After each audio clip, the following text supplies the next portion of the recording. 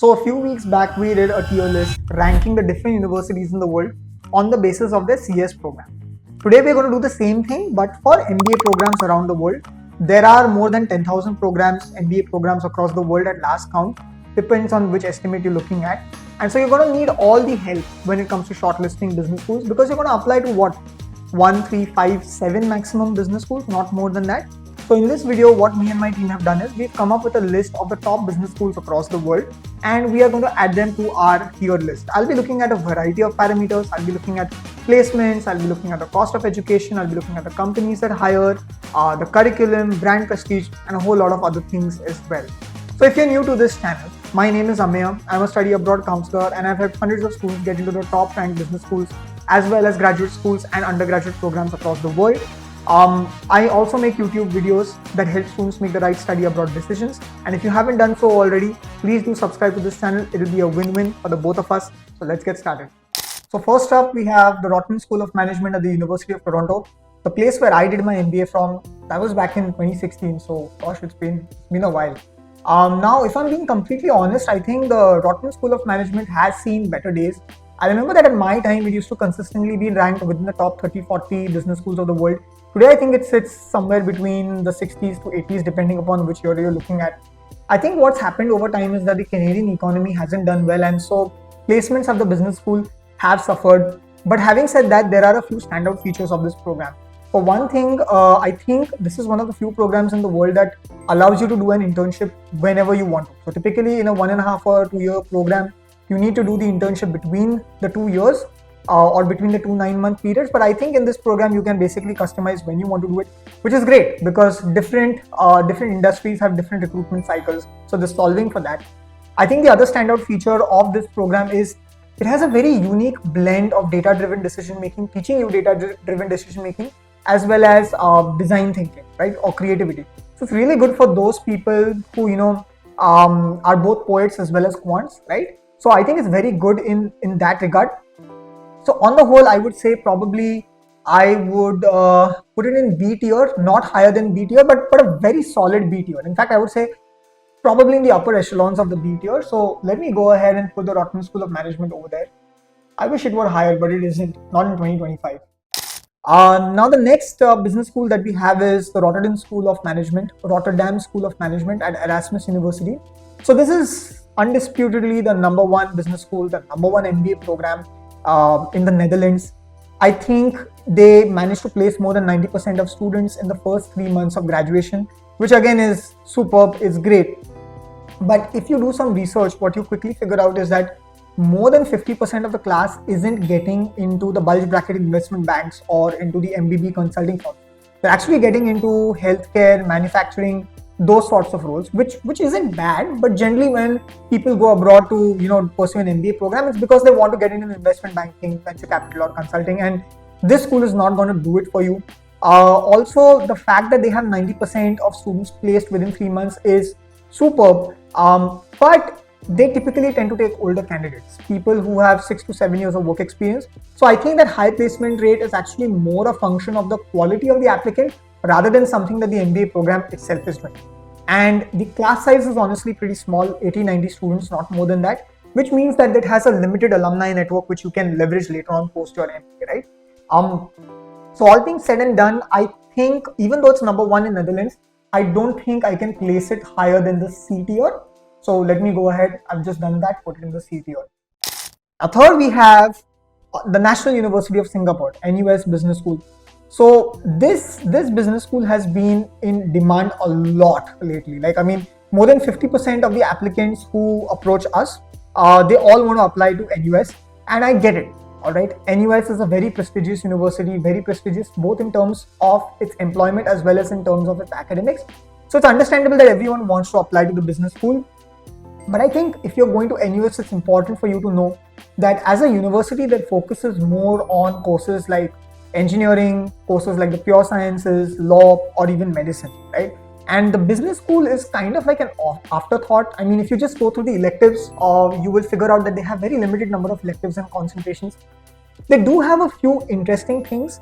So I believe they have like a 12-month elective that you can take called GRIP, where they essentially pair you with someone from other parts of the university help you build your product if you want to launch your own business. Probably I think you can also pitch for like $100,000 startup fund, something like that. So those are some cool features, but it seems again to me that the business school isn't the main focus of the university. It's way too expensive for the kind of jobs that grads are getting nowadays, and so for that reason I'm going to put it along with Rotman in the B tier. I know many of you all might have expected me to put it in the A tier at least, but I don't think it deserves that. So next up we have NTU, which is again in Singapore. Along with SMU, I think, and NUS, NTU is one of the top 3 business schools in Singapore, definitely one of the top 10 business schools in Asia. Now, when you look at the overall rankings university-wise, what you notice is that NTU is ranked slightly lower than NUS. But when it comes to the business school and the MBA program, it's the opposite. NTU's business program, I think, is much better than NUS's. Higher percentage of people are placed within 3 months. Salaries are higher, more elite placements, and most importantly, it's I think more affordable than the NUS program. I think it costs something like 7 or 8 lakhs lesser than the NUS program, which is why the ROI is much higher, right? So for all these reasons and because of its international prestige, I think I'm going to be putting it in the A tier. Next up, we have IESE, which is our first Spanish business school in today's video. So IESE is ranked within the top 5 business schools of the world, last I checked. So very good program. I believe a lot of their students get into McKinsey, Bain, BCG, MBB firms, as well as into investment banking. So if you're looking for reputation in terms of placements, it is a great business school to go to. But in my opinion, it's pretty expensive. It's 1.2 crores in terms of institution fees, or close to that. And when you look at the placement stats, what you realize is that lesser than 80% of the grads are actually getting placed within 3 months. Now, at a price point of 1.2 crores, you would expect a higher percentage of people to get placed. So I think that while it's a good program, the ROI is something that isn't up there with some of the other business schools that I can see over here in the list. And so for that reason, I'm actually not going to put it in the S or A tiers. I think I'm going to put it in the B tier. By the way, one interesting thing with IESE's the MBA program is they also have a deferred MBA option, which means that if you're in college right now and you want to apply to an MBA program and secure your seat before getting work experience, you can do that. So that's pretty rare because typically business schools require at least 2 years of work experience before you can even apply for the MBA program. Next, we have Esade, again a Spanish business school. Now, Esade, while the ranking is certainly lower than IESE, surprisingly, the placements are better. A higher percentage of people actually get placed. It's 40% cheaper than the IESE program, so the ROI is very high, and they have a few interesting tracks that you can take. So I think you can, if you run a family business, you can go for the family business specialization, you can go for a specialization in innovation, you can also go for a specialization in sustainability. So I think they've very well differentiated themselves from IESE. They're doing a good job when it comes to placements. I actually think I'm going to go A tier for this one. I think it deserves to be in the A tier. So now the next business school on our list is IMD Switzerland. It's in Lausanne. I think I don't know if I'm pronouncing it correctly. But anyway, it's one of the oldest business schools actually on this list. One of the premier business schools in Europe. And fun fact, Nestle, the FMCG company, had a big role to play in setting up of this business school, which is why even today Nestle hires a lot of its management professionals from IMD. All right. And this business school, much like my own alma mater, Rotman, has seen better days in the past. I remember back in the 2010s, the 2015s, this business school used to be consistently ranked in the top 15 MBA programs of the world. Today, it's slipped a bit. And I think that's because their focus has shifted from their full-time MBA program to more executive MBA kind of programs. They also do a lot of these, 1 week, 2 week management development programs with senior professionals from different Swiss companies. So I think their focus has shifted. And because of that, I think the MBA program has suffered. So yeah, it's seen better days. I would put it probably in the B tier, not higher than that. Next, we have Imperial College Business School. So that's Imperial University's business school in the UK, in London. Fantastic business school. All right. 1 year program, offers GRE and GMAT waivers in specific cases. And Imperial at its heart is actually an engineering university, and you can see that in a lot of the electives. So you have a lot of electives that are related to tech, that are related to data analytics, that are related to innovation. And I think that's a good thing because it's differentiated itself well from other business schools like Oxford and London Business School, which is why you see a lot of tech companies in the UK actually hiring management grads from Imperial College Business School. That's not to say that they don't place well in finance and consulting. I think finance, tech, as well as consulting, each of them roughly contribute somewhere between 20 to 22% of the placements. So placements are great, salaries are high, GRE, GMAT waivers are, available, and it has great brand reputation across the world. This is definitely an 8-year business school in my opinion. Really high ROI and really good placements across the board. Okay, so the next business school, it's our first heavyweight for today, MIT Sloan in the United States. So MIT Sloan it has a great MBA program. It's one of the few MBA programs actually that allows you to, pursue a dual degree. So you can do your, say your MBA at MIT Sloan while also pursuing a degree in something like, let's say, urban planning at MIT, which I think is great for those people who want to get into interdisciplinary fields.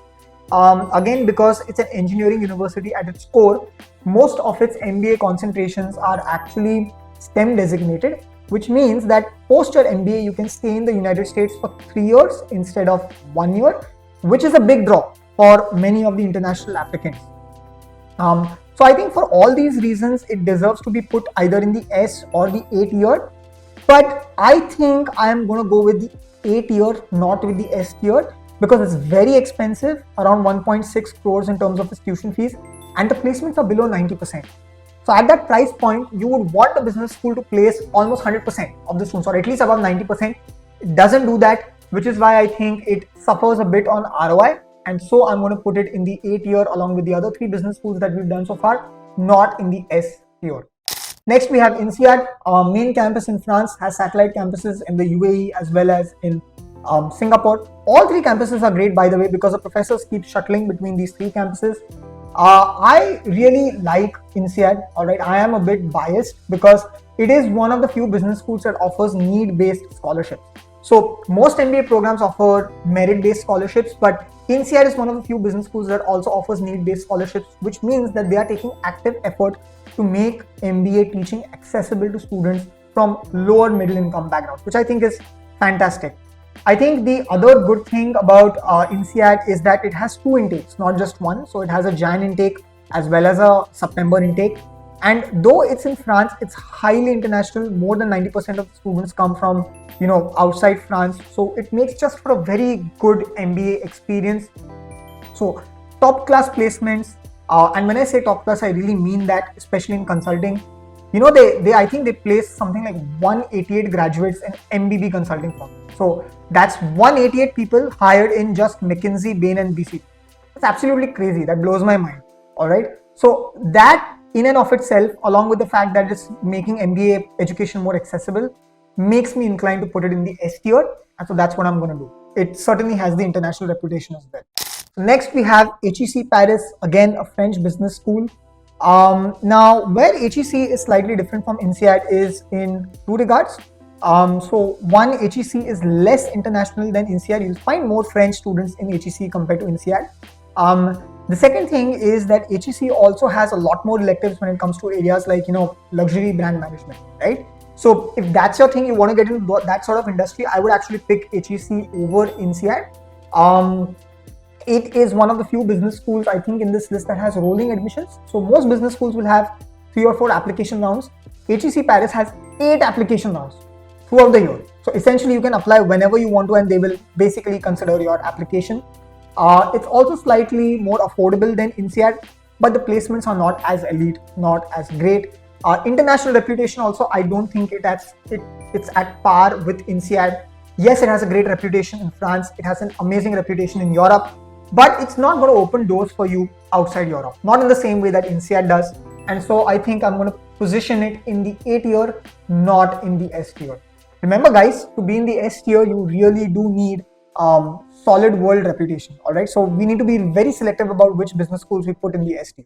So next we have ESCP, which again is actually a French business school, but it has 5 campuses throughout Europe. And the interesting thing about this program is that they allow you to pursue your MBA across 3 of their campuses. So you could typically do, say, semester 1 in one city, semester 2 in the second city, and the semester 3, which is the last semester, in a third city, which I think is cool. I don't think any of the other business schools over here allow you to do that. I think HULT Business School, it's not there in our list, but I think HULT also allows you to do that. Now, when you take a look at ESCP, on the surface, it's a great business school in terms of placements. I think more than 95% of the grads get placed within 3 months, but the salaries are pretty low. And 60% of their grads are actually placed in industries like manufacturing and healthcare, not in the elite finance or elite consulting kind of placements. And typically students generally who are going for MBA programs are going for those industries, not for manufacturing, healthcare or retail.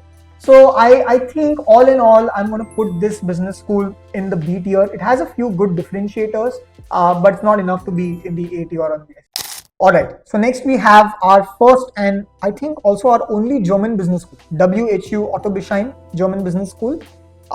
Decent program, solid MBA program.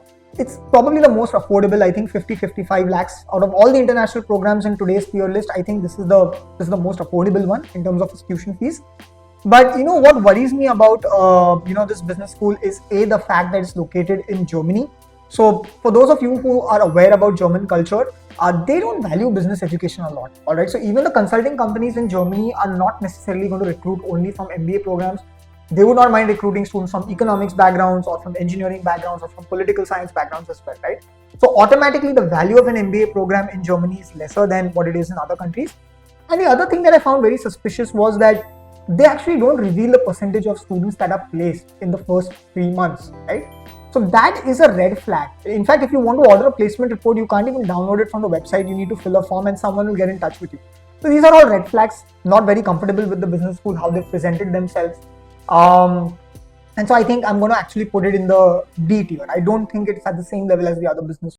Next up, we have IIM Ahmedabad, the first Indian business school on this list. So for those of you all who don't know, obviously IIM Ahmedabad is number 1 in India, but it's no lightweight in the international realm. It ranks 31st in the world. All right. So super proud as an Indian. It's ranked in the top 30, top 35 business schools of the world. It's a great accomplishment.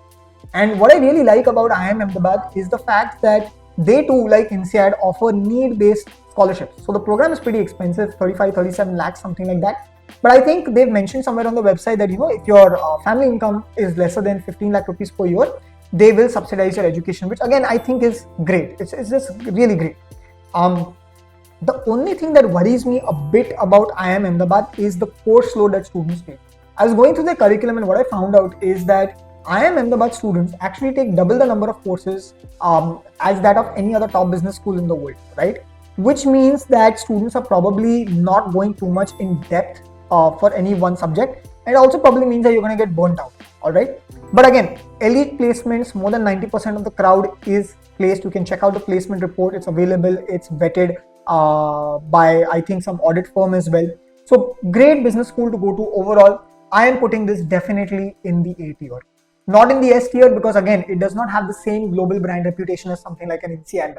So next we have ISB Hyderabad, again an Indian business school which is ranked this time in the top 30. So IIM Ahmedabad was ranked 31. ISB Hyderabad is I think ranked 27 this year in Financial Times rankings. And even though it's ranked higher than IIM Ahmedabad, the reason why it's ranked higher is not because of placement.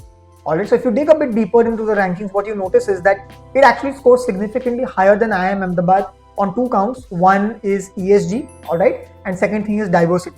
Now, if you ask me, it's good that it does well in these 2 areas, but that's not something that's core to the MBA experience or something that you should be overly concerned about. I also have heard that of late, the business school has been struggling a bit with the placements. That's also a function of its size. I mean, they take something close to like 900 students a year. And the market for MBA grads has been challenging in India. So placements are not as good as IIM Ahmedabad, slightly more expensive than IIM Ahmedabad, does not offer need-based scholarships. But it does, on the other hand, offer you the option to probably do, I think, 1 semester or 1 month abroad, not 1 semester, at Kellogg, which is one of its partner universities. So that's something unique. Not in the same tier as IIM Ahmedabad, but definitely the best 1-year MBA program in India, right? So I'm going ahead and I'm putting this in the B tier. Again, fun fact for you guys, just like IESE, ISB also offers a young leaders program, which means that you can apply when you're in college and you can join the business school without actually having any work experience. So that's one good innovation that they've done. Next up, we have London Business School. Honestly, there's not much to say about London Business School. I mean, salaries are great. Electives are great. I think they have more than 75 electives. They've even included some electives in areas like AI, all right, which makes me think that the management at the business school is looking forward. They're not resting on their laurels. Super prestigious when it comes to academics as well as when it comes to placements. The best place to go to in Europe if you want to get into bulge bracket investment banks, all right. Slightly pricey, but I think definitely worth it. This is definitely going in the S tier. There's no reason not to put it in the S tier, right? Next up, we have SDA Bocconi, an Italian business school, all right, located in Milan. Now, this business school, I'm a bit torn about this business school because, this is one of those business schools where, the numbers are pretty good, but when you talk to people, the reviews aren't that great. It's ranked 4th or 5th, something like that, in the FT MBA rankings. And you would think that I would put it in the S tier because of that. But when I talked to a few students and I read a few online reviews as well, what I noticed is that this business school seems to be stuck in the 19th century. All right. I mean, for one thing, their professors don't seem to believe in the Socratic method of teaching. So they basically have 1.5 hour long lectures where they're just talking and they're lecturing. They're not really using case studies. They're not really encouraging debate and discussion in the class. I mean, who even does that in the 21st century? And the other thing that was pretty alarming about the business school was the fact that a lot of the evaluation is actually just based on tests like you do in undergrad. Now, if you've done your MBA already or you know anything about business schools, you also know that the best way to train leaders is through projects, is through assignments, is through consulting work, experiential learning, case studies, that sort of thing. Tests are not the best way to train future leaders. SDA Bocconi doesn't do well on that. And I think that's reflected, all of this actually is reflected in its placements. Lesser than 80% of the students are placed in the first 3 semesters within first 3 months within graduation. And so really, even though it's ranked in the top 5 business schools of the world, doesn't feel like an S or A tier business school to me. It doesn't even feel like a B tier university to me, because all these B tier business schools that we've added, all of them have placement rates higher than 80% in the first 3 months of graduation. So I'm actually going to go ahead and take a bold decision. I'm going to put it in the C tier, right? You might disagree with me, let me know in the comments, but that's what I think. Next up, we have Oxford. Oxford Side Business School, located within the University of Oxford. This is one of those universities that actually benefits a lot from the prestige and the reputation of the university itself. So Oxford's reputation precedes itself. Side as a business school is good, solid MBA program, but according to me, it doesn't live up to the standards of Oxford. All right, very limited elective set. Not particularly doing anything innovative in terms of its curriculum or in terms of its pedagogy. Decent placements, but not as good as something like a London Business School or an Imperial Business School. But still, I think overall it's a very good choice if your long-term goal is to probably come back to your own country after an MBA. Because guess what? The Oxford brand does open doors anywhere in the world. All right. So if your plan is to be located in the UK after your MBA, it may not be the best choice. But if your plan is to go anywhere else other than that, it actually is a really solid option.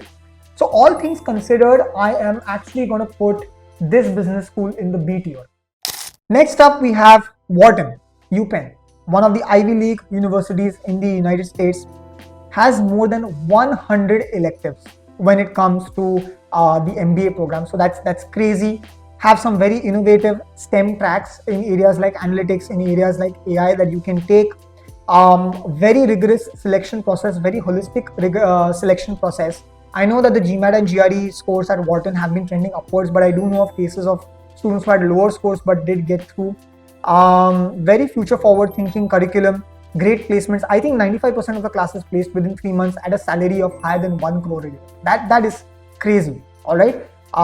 So definitely an S tier business school along with Insead and London Business School. So last up for the day, we have Copenhagen Business School. Did you know that this business school is the only business school in Scandinavia? All right. So Scandinavia is a group of 5 countries: Iceland, Norway, Finland, Denmark, and Sweden. It's the only business school in these 5 countries that has a full-time MBA program. So there is no other business school in these 5 countries that has a full-time MBA program, which probably tells you a lot about the fact that these Northern European countries probably don't care about the degree. All right, they don't, and You can see that in the curriculum as well. When I was going through this business school's website, what I noticed is that they're positioning a lot of gimmicky stuff as differentiators, whereas those really aren't differentiators. So for example, they gloat about the fact that you can do 1 month in one of their partner universities abroad, but hey, many business schools allow that. You can do a capstone project at the end. They call it as a strategy project, but again, many business schools allow that.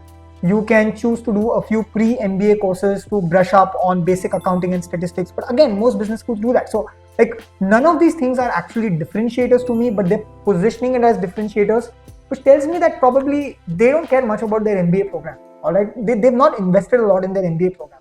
Also, a lot of their electives are focused on sustainability. So limited electives when it comes to consulting, finance, strategy, that kind of thing can be a solid MBA program if you just want to go and settle down in Denmark. All right, but not much to see here apart from that, right? And so because of all these things, I don't think I can put it anything higher than C tier. In fact, if we were to divide C tier into 2 levels, I would probably put it in the bottom half of C tier as well. And so with that, we're done with the MBA program tier list.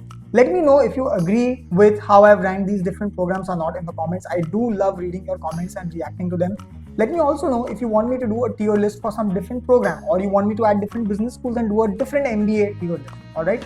We really do love reading your comments and acting on your feedback. Thank you for watching this video. I'll see you in the next one.